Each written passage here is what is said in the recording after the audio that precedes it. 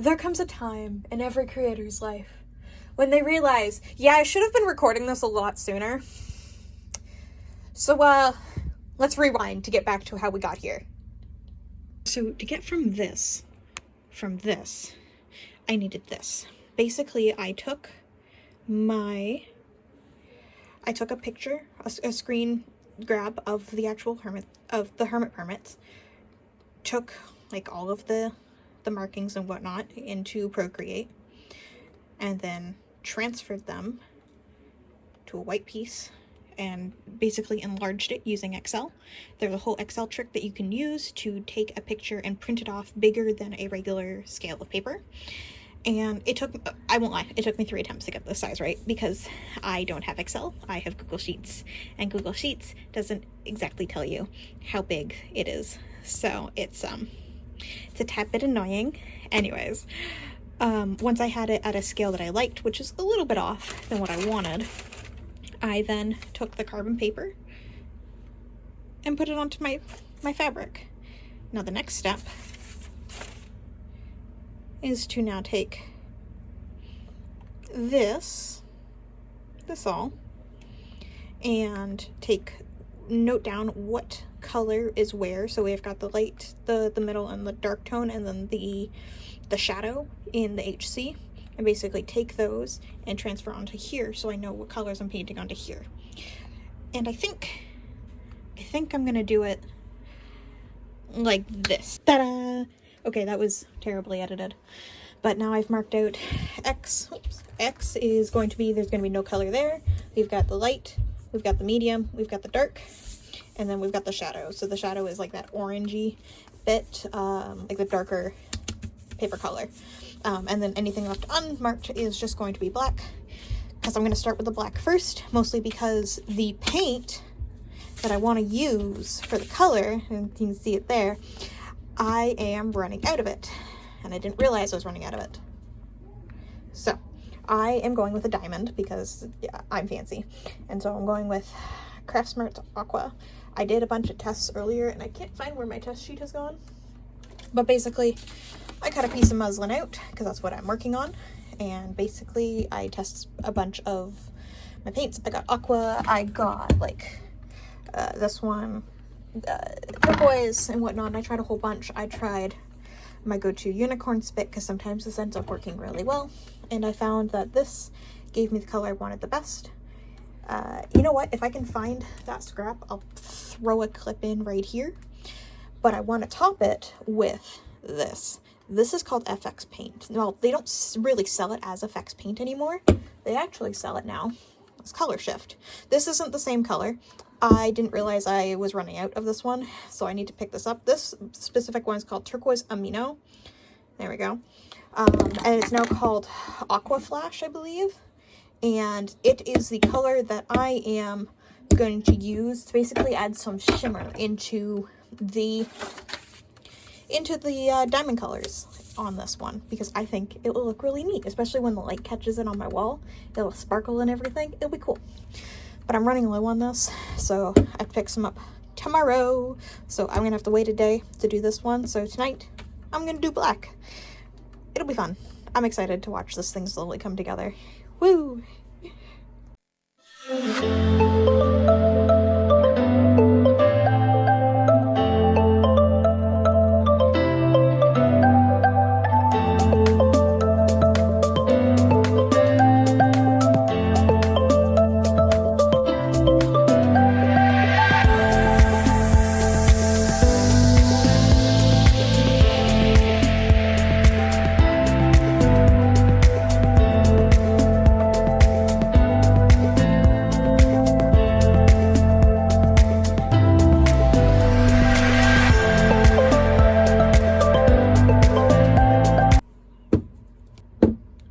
Paints have been acquired. Now I can get started on the lettering. I have now also finished up doing the black for the writing on it. And right now you can really tell the amount of texture that I left in the muslin. I did this purposely. Mostly because like I've got it nice and smooth up here where the HC is, because I wanted it to be smoother down here. But I wanted it to still have like almost like a parchment type feel to it. And I found that if I didn't completely smooth out some of the wrinkles in the muslin, I would be left with this like half smooth texture. It's smooth enough that it was fairly easy to paint on and get more or less straight lines without taping it. But still allowing me to have that texture that I really like. So it will make these two corners a bit of a bugger to paint. I'm willing to accept that because like this one's going to be fairly easy to do as it's just the two pieces, whereas this one's not too bad. And then all the heavy detailing is going to be up here. So I guess I'm going to get started on that one today and see where it goes from there. Figure I'll do a little bit with without a time lapse on, just so people can understand of how long this is going to take doing each of these colors individually. So it's a very slow process, but it's a process and it is going. But there's no way I'm gonna get through this without watching at least, let's be real, it's not gonna be just one HermitCraft video. We're looking at several. So I think I'm gonna jump to that. And you guys can enjoy time lapse because my sanity, it can only go so far without being able to have something else going on in the background. And to be quite honest, I don't know how much I could be entertaining while trying to paint in these perfectly little squares that Hoffen made, because I am a diligent little artist. So let's shoot back the time lapse now. How about that?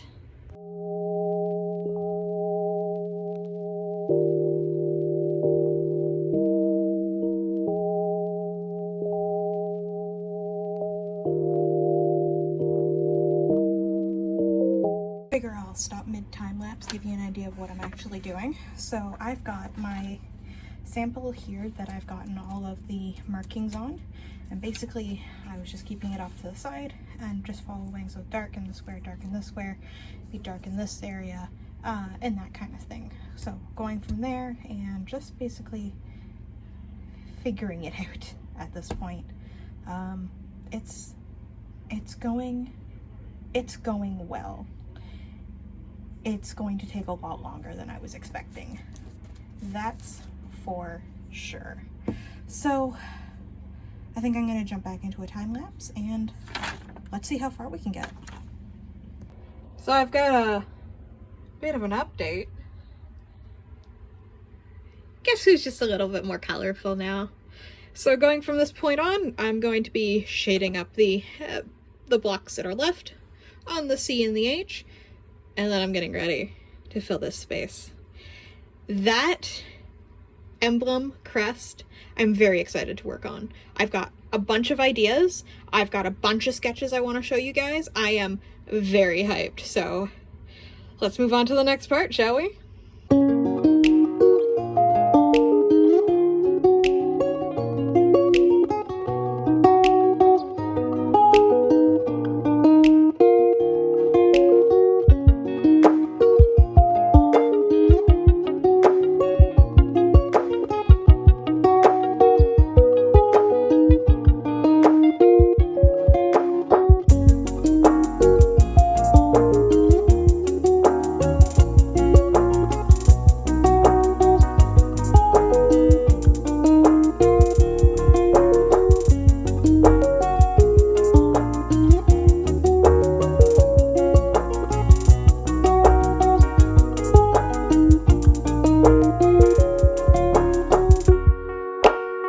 Genuinely starting to lose track on how many days I've been working on it, but I've got a bit of an update from the last one. Yep, all the colors done, and I don't know if you can tell, but I did a top coat in my iridescent paint to give it that real shimmer. You can really see it on the sea today, especially because of where it hits with the light. But I think it looks fabulous. I also, after seeing the shadows fully completed, I realized that they were just a little too dark, so I just mixed up a lighter color of the shadow color, and just basically redid it, just going back over where the shadows were. And I genuinely like this color just a little bit better. Yeah, so now to fill up this little spot here. This spot was left blank because this is where that emblem is going to go with the ribbon. Yeah, I got the ribbon to match pretty well perfectly to it. So let's jump over to my sketchbook and I will show you what I've been working on in that regard. I can't believe that I'm already on the second to like final step of getting this thing done. But right now, my focus is on the medallion here, or like that big wax seal. And so I went through and I sketched up a couple of different ideas, and I think genuinely I'm going to go with this one, mostly because it actually fits the ribbon that I chose, whereas the other two, it doesn't really fit. And as much as I know it's supposed to be blocky, I felt like this one was just a little too blocky, whereas this one had the blockiness, but had the nice roundness of the seal. So to make it, I'm actually going to be using Model Magic. Crayola Model Magic is a type of cellulose clay. Basically, if you've worked with foam clay before, cellulose clay, especially the Model Magic variety, is very similar. You can dilute it and thin it out with water, so you can make a nice even tone across it. You can use these types of tools, the silicone tipped ones, to be able to work with it. And I find it also, when it dries, it's super lightweight, so it won't pull too much on the muslin fabric that I'm using as the base. And so basically what I'm going to do is I'm going to take a little bit of my saran wrap from one of my canisters that I was saving paint from, i.e. why there's a little bit of paint left. So yeah, I use those canisters, use paint. Once the paint's all done, I let it dry, pull it up, and then I reuse the pieces of whatever this is called. I'll put it up on the screen if my brain remembers it.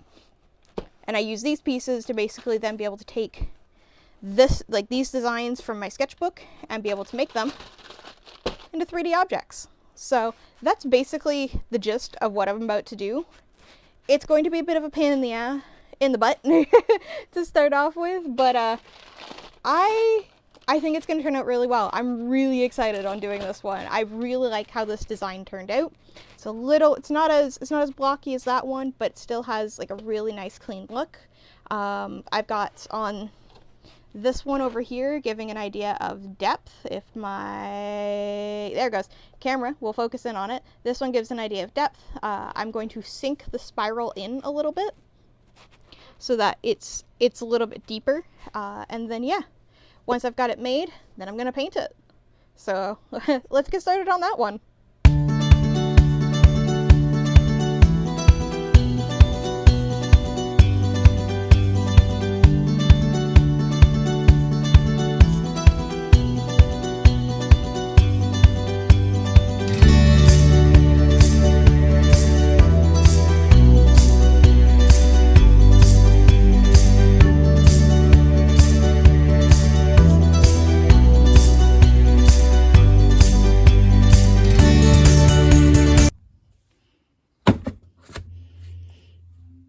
Okay, so now that I've got these cut out, because I wasn't sure if YouTube was too friendly with sharp objects, you might be thinking, Science, why'd you cut out 4 pieces of foam? These are for the top and the bottom. They will be going here, and there's going to be 2 on each, as like that raised the banner roll portion of it. So I'm doing 2. I'm going to sandwich the fabric in between the 2 layers, so it's nice and secure in there. It'll give a great amount of dimension. It's not final. It's off. And once I actually have my phone in my stand, then I'll actually record it and get it all perfectly squared off and everything. It'll be perfect.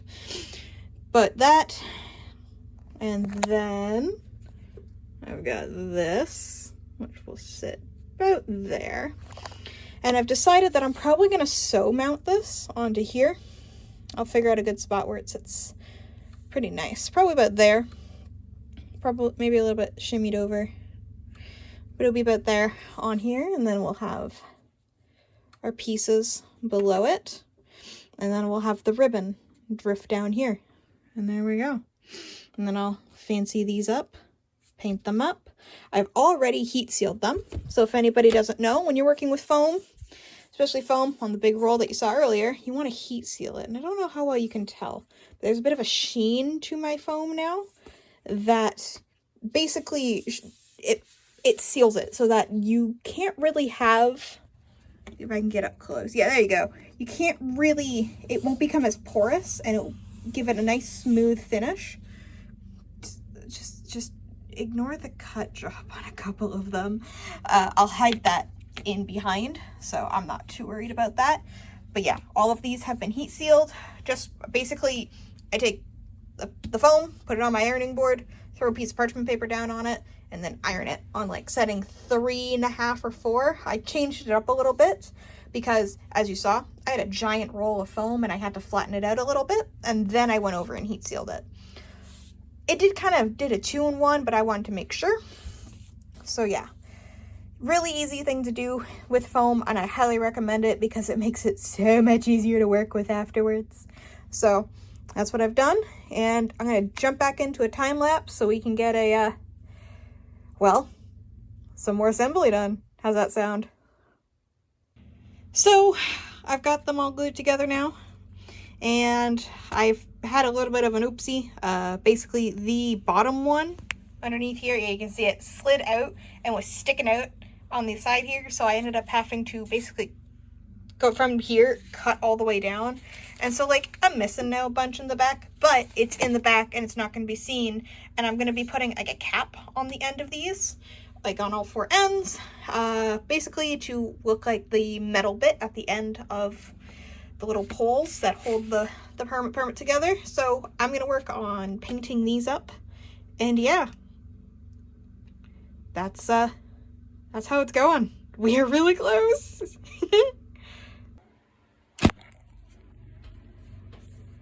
There we have it, the finished seal. Got it all done up. It's all fancy, and I've added the ribbon. I decided to go with this design as it actually replicates the pattern that's actually, or like the cutout that's actually on the design.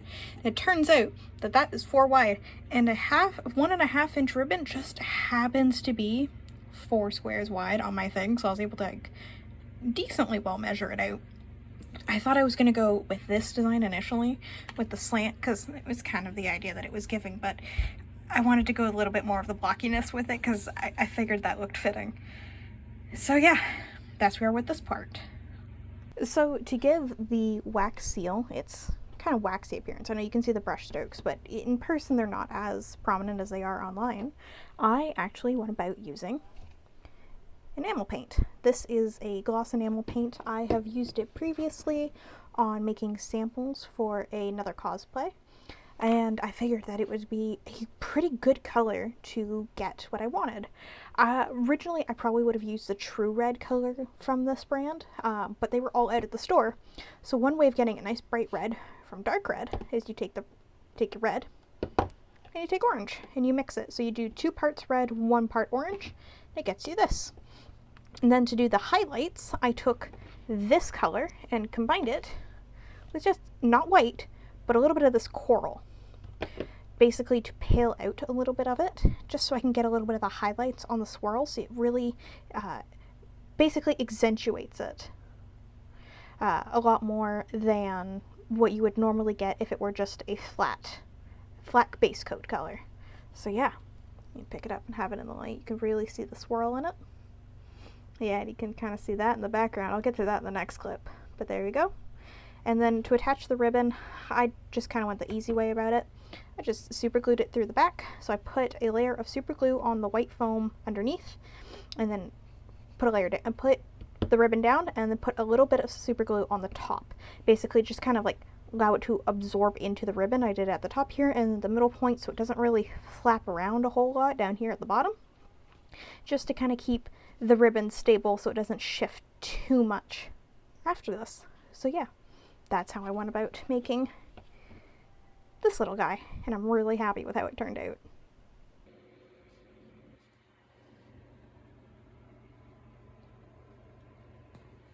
Well, what do you guys think? Let me just get the stand out of the way there. So you can stand up a little bit higher. Pretty nice, eh?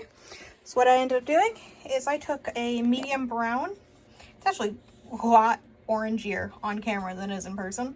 I took a medium brown. It is Milk Chocolate by Craftsmart, and did 2 coats on the base, and then did mixing the milk chocolate with dark taupe, which is actually the shade color from here.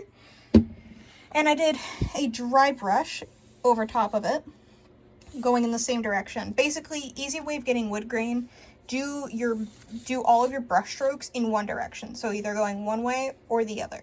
I went the lengthwise because I figured it would look best, and it does actually kind of look like wood. Doing that, and then doing the dry brush over top just to add a little bit of the extra detailing and shadowing into the wood. And then from there, I did a top coat of matte Mod Podge because it was just the only sealer I had on hand. It was either that or a super high gloss one, and I wanted it to have that matte look rather than a shiny look. And it's still fairly shiny, but not super glossy. After I had gotten both sides done up, I added the end caps on the back, on the sides here. And basically, these are just pieces of craft foam that are cut into strips and then wrapped around. Give me 1 second here.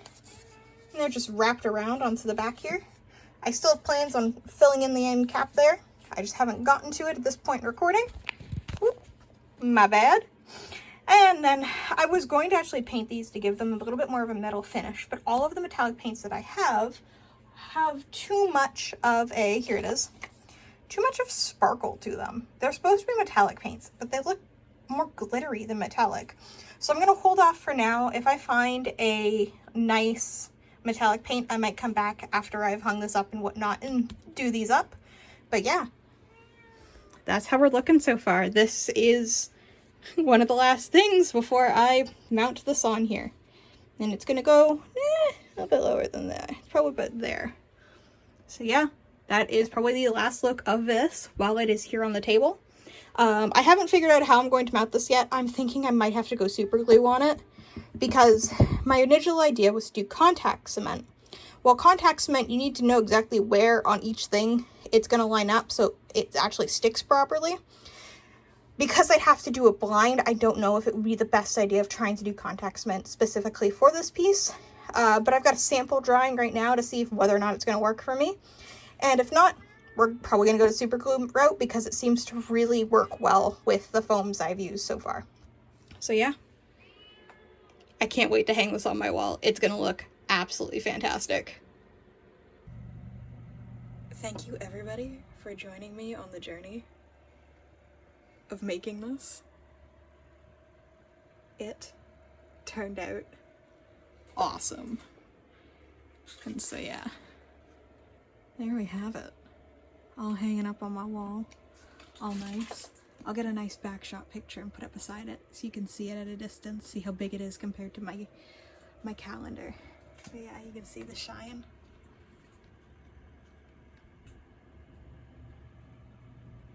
This is, I think, one of my favorite things I've made this year. So thanks for sticking with me, and I hope to see you again next time.